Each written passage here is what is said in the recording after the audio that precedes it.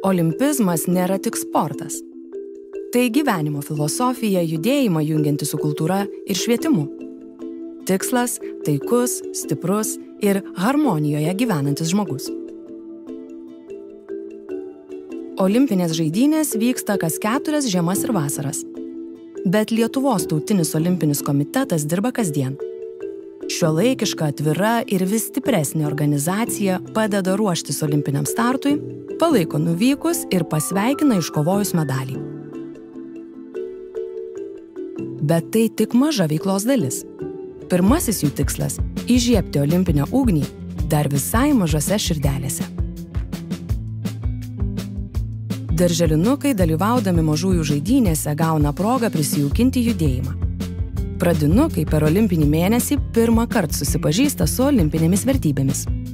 Paskui jų laukia Lietuvos mokyklų žaidynės ir didžiuliai tarptautiniai renginiai. Europos jaunimo olimpinis festivalis, jaunimo olimpinės žaidynės, Europos žaidynės. Na, o patys stipriausi – iškovoja kelialapius į olimpinės žaidynes. Galiausiai jie tampa L-Team – Lietuvos olimpinės komandos nariais ir atstovauja Lietuvai didžiausiose sporto arenose.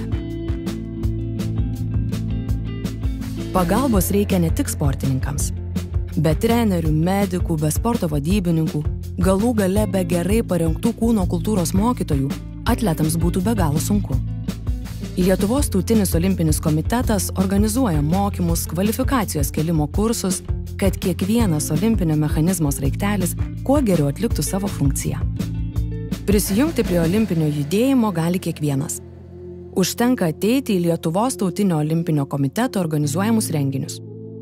Per olimpinę dieną visi kviečiami išbandyti skirtingas sporto šakas, susitikti su ryškiausiomis sporto žvaigždėmis ir pajusti olimpinę dvasią. Kasmet vyksta Lietuvos sporto apdovanojimai, kuriuose dėmesio sulaukia ne tik geriausi atletai, bet ir žmonės, kurie buvo šalia. Šįmet Lietuvos olimpiniam judėjimui sukanka 100 metų. Per tą laiką laisvi buvome trumpai, o pasiekti spėjome daug. Olimpinėje bendruomenėje esame ryškūs, spindi medaliai ir skamba Lietuvos vardas. Kartu su bendražygiais darbus pradėjo pirmasis Lietuvos tautinio olimpinio komiteto prezidentas Artūras Poviliūnas. Prezidentė Daina Gudzinevičiūtė, apsupta stiprios komandos, toliau stengiasi dėl kiekvieno mūsų sportininko ir yra aktyvi tarptautinio olimpinio komiteto narė. Ji Europos olimpinių komiteto asociacijos viceprezidentė, pasaulinės nacionalinių olimpinių komiteto asociacijos vykdančiosios tarybos narė. Iš tiesų, olimpizmas nėra tik apie sportą. Olimpinės žaidynės tai ilgo nuoseklaus daugybės žmonių darbo kulminacija. Čempionas ant pakylos stovi vienas, o jo pergalė bent truputį priklauso mums visiems.